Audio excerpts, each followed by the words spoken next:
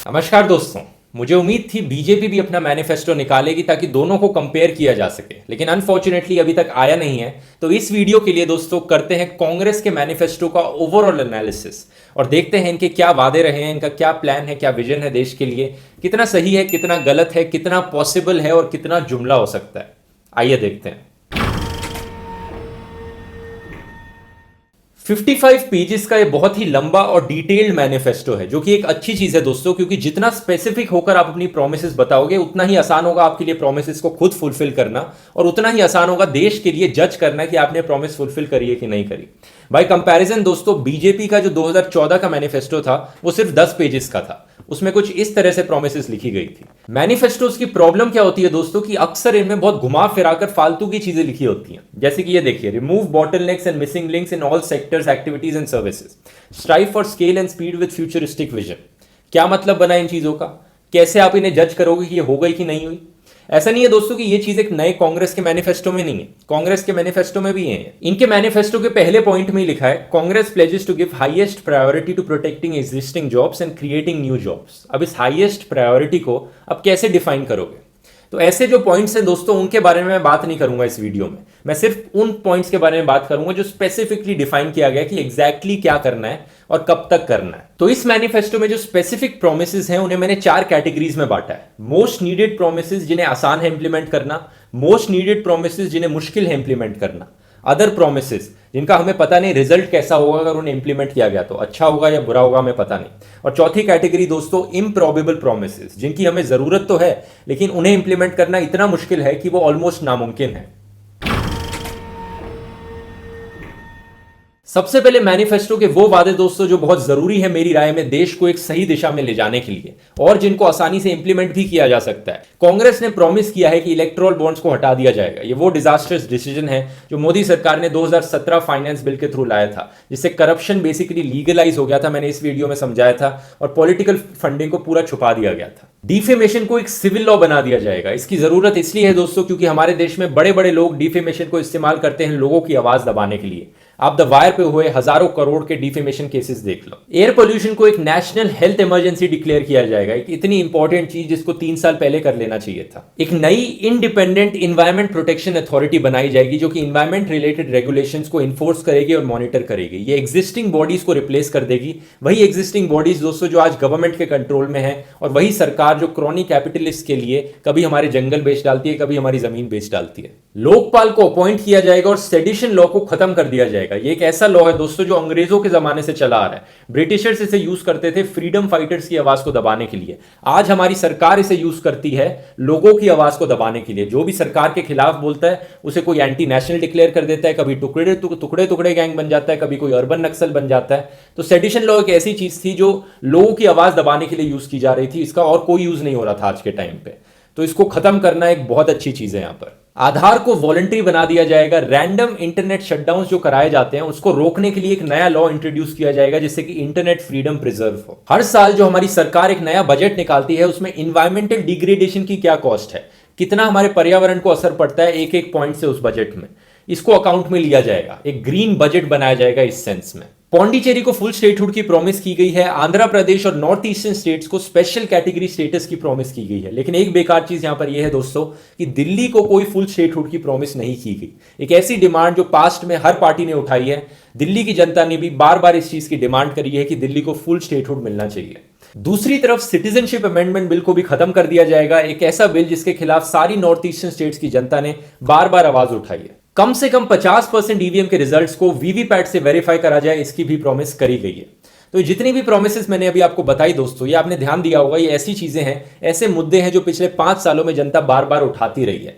Disasters bills को खत्म करना, खतरनाक लॉस को हटाना यहां से, ये काफी आसान काम है। नए लॉस को, नए बिल्स को इंट्रोड्यूस करना भी काफी आसान काम है। तो अब देखते हैं ऐसी मोस्ट नीडेड प्रॉमिसेस जिन्हें इंप्लीमेंट करना मुश्किल होगा। कांग्रेस के मैनिफेस्टो की सबसे बड़ी चीज और मेरी राय में दोस्तों सबसे अच्छी चीज यह है कि इन्होंने प्रायोरिटाइज किया है एजुकेशन, हेल्थ केयर और साइंस एंड रिसर्च को। इन्होंने स्पेसिफिकली बताया है कि ये क्या अचीव करना चाहते हैं, कब तक। इन्होंने कहा 2023 तक ये प्रॉमिस करते हैं 6% जीडीपी एजुकेशन को जाएगा, 3% जीडीपी हेल्थ केयर को जाएगा, 2% जीडीपी साइंस एंड रिसर्च को जाएगा। 2018 में दोस्तों सिर्फ 3.5% एजुकेशन को गया था, 1.5% हेल्थ केयर को गया था। ये एग्जिस्टिंग बजट्स का दोस्तों ऑलमोस्ट डबल है, तो ये करना आसान नहीं होने वाला है। अटल बिहारी वाजपेयी जी ने अपनी पूरी कोशिश करी थी कि साइंस एंड रिसर्च पे की जो शेयर है उसको 2% ऑफ जीडीपी तक ले आए, लेकिन वो भी करने में नाकाम रहे थे। जॉब रिलेटेड स्पेसिफिक प्रोमिसेस की बात करें दोस्तों तो मैनिफेस्टो में कहा गया है कि मार्च 2020 तक सेंट्रल गवर्नमेंट की 4 लाख की जॉब वैकेंसीज फिल कर दी जाएंगी। बाकी और गवर्नमेंट जॉब्स में 22 लाख की वैकेंसीज सारी फिल कर दी जाएंगी जनवरी 2020 तक। नवंबर 2020 तक पुलिस फोर्सेज में जितनी वैकेंसीज है वो सारी फिल कर दी जाएंगी। पब्लिक हॉस्पिटल में जो वैकेंसीज है हर लेवल पे वो मई 2020 तक फुल कर दी जाएंगी। तो हर एक के लिए स्पेसिफिक डेडलाइन दे रखी है दोस्तों। आज के दिन हमारा जो फॉरेस्ट कवर है दोस्तों वो 21% है देश में। प्रॉमिस किया गया है इसे बढ़ाकर 25% कर दिया जाएगा 2025 तक। 2021 तक प्रॉमिस किया गया है कि सारे विलेज पंचायत्स में ब्रॉडबैंड कनेक्टिविटी आ जाएगी। 2021 तक यह भी प्रॉमिस किया गया है कि फिस्कल डेफिसिट हमारा 3% ऑफ जीडीपी तक कम कर दिया जाएगा। अभी ये 3.4% ऑफ जीडीपी है। ये मुश्किल मुझे इसलिए लगता है होना दोस्तों क्योंकि अभी जो इतनी सारी स्कीम्स बताई हैं इस मैनिफेस्टो में उन सब के लिए काफी पैसों की जरूरत होगी। तो पैसा कहां से आएगा, वो फिस्कल डेफिसिट कम कैसे होगा हमारा, ये सवाल यहां पर उठता है। इसलिए मैंने इसे मुश्किल की कैटेगरी में डाला है। 2004 और 2014 के बीच में 14 करोड़ लोग पॉवर्टी के बाहर गए थे कांग्रेस गवर्नमेंट के अंदर। बाय कंपैरिजन अगस्त 2018 में मोदी ने कहा था कि पिछले 4 सालों में मोदी सरकार ने 5 करोड़ लोगों को पॉवर्टी से बाहर निकाला।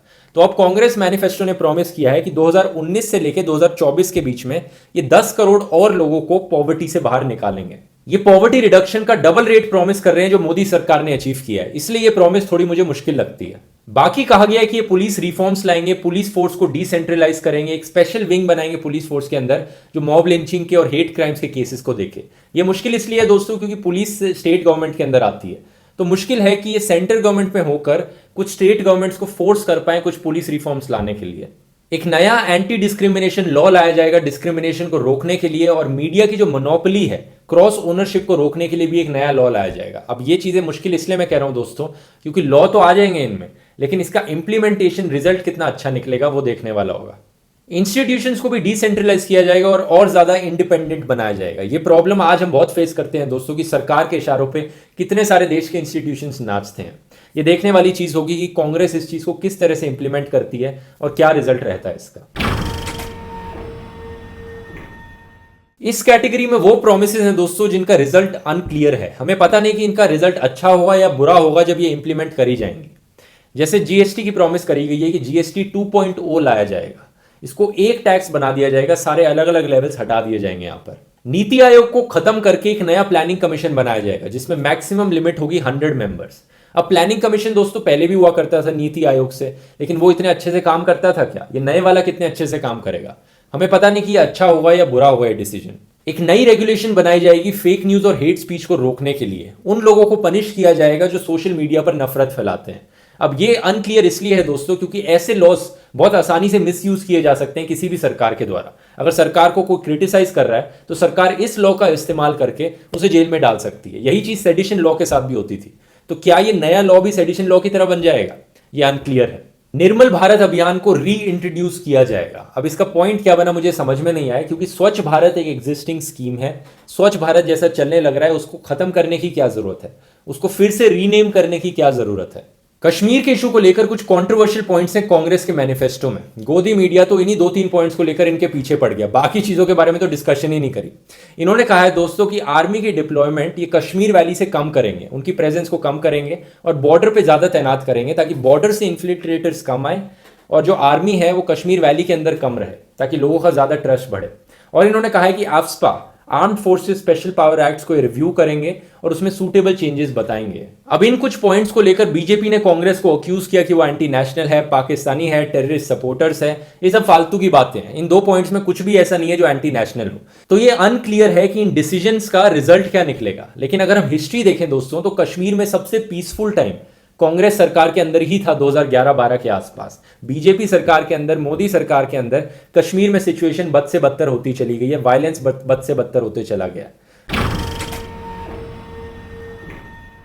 अब ये वाली प्रोमिसेस दोस्तों टेक्निकली पॉसिबल तो हैं, लेकिन इन्हें करना इतना मुश्किल है कि ये ऑलमोस्ट इम्पॉसिबल है। और मेरी राय में दोस्तों इन्हें करना पॉसिबल ही नहीं होगा। सबसे पहले ये दोस्तों इसमें न्याय स्कीम 72,000 करोड़ रुपए पर फैमिली 5 करोड़ सबसे गरीब परिवारों को। इसकी टोटल कॉस्ट पड़ेगी 3,60,000 करोड़ रुपए पर ईयर दोस्तों। ये 2% ऑफ जीडीपी के अराउंड एस्टिमेट किया जाता है, कांग्रेस ने खुद ने अपने मैनिफेस्टो में लिखा है। तो सबसे बड़ा क्वेश्चन यहां पे यही है कि ये पैसा आएगा कहां से। कांग्रेस ने यहां पर लिखा है कि पहले 3 महीने एक डिजाइन फेज चलेगा और 6 से 9 महीने तक एक टेस्टिंग और पायलट फेज चलेगा, जिसमें स्कीम को इंप्लीमेंट करने का तरीका देखा जाएगा। मैं खुश होऊंगा अगर स्कीम को इंप्लीमेंट कर लिया जाता है, लेकिन at this point of time मुझे लगता है कि इसे इंप्लीमेंट करना बहुत मुश्किल होगा और इसका सक्सेसफुल होना बहुत मुश्किल होगा कि एक्चुअली में ये बेनिफिट करे उन 20% गरीब लोगों को हमारे देश के। बाकी इन्होंने कहा है कि हम इंश्योर करेंगे देश का हर बच्चा वैक्सीनेट किया जाता है, यूनिवर्सल एक्सेस दिया जाता है पोर्टेबल ड्रिंकिंग वाटर के लिए, मैनुअल स्कैवेंजिंग को पूरी तरह से देश से 3 साल में खत्म कर दिया जाएगा, क्लीनिंग ऑफ रिवर्स के लिए जो बजट है उसको डबल कर दिया जाएगा। ये मुझे नहीं लगता दोस्तों इससे कुछ होने वाला है, क्योंकि पिछले कितने सालों से कितना पैसा खर्च किया गया है गंगा को साफ करने के लिए, रिवर्स को साफ करने के लिए, लेकिन उसका रिजल्ट नहीं देखने को मिलता है। तो जाहिर सी बात है ये प्रॉब्लम पैसा खर्च करने से ज्यादा बड़ी है। यहाँ पर इलीगल सैंड माइनिंग को रोक दिया जाएगा, कोस्टल जोन्स को प्रोटेक्ट किया जाएगा, will join hands with state governments to stop fully and finally discharge of effluents, यानी वाटर पोल्यूशन को, जितनी भी पोल्यूशन जा रहा है रिवर्स में उसको भी पूरी तरह से फुल्ली रोक दिया जाएगा। अब ये तो बताया नहीं कैसे किया जाएगा। ये हाई क्वालिटी इंटरनेट एक्सेस देश के हर इंसान को दिया जाएगा, फ्री एंड एडिक्वेट इंफ्रास्ट्रक्चर देश के हर स्कूल में दिया जाएगा। अब ये कैसे दिया जाएगा यहाँ पे बिल्कुल भी स्पेसिफिक बातें नहीं की गई हैं। इस रीजन से दोस्तों मुझे लगता है ये जितनी भी प्रोमिसेस मैंने आपको बताई ये सारी बिल्कुल ही अनरियलिस्टिक है और नहीं होने वाली हैं। तो ये थी दोस्तों कांग्रेस के मैनिफेस्टो की कुछ मेन प्रोमिसेस। मेरी राय में काफी अच्छा मैनिफेस्टो है, आपकी राय में क्या है दोस्तों? आपको क्या लगता है नीचे कमेंट्स में लिखकर बताइए।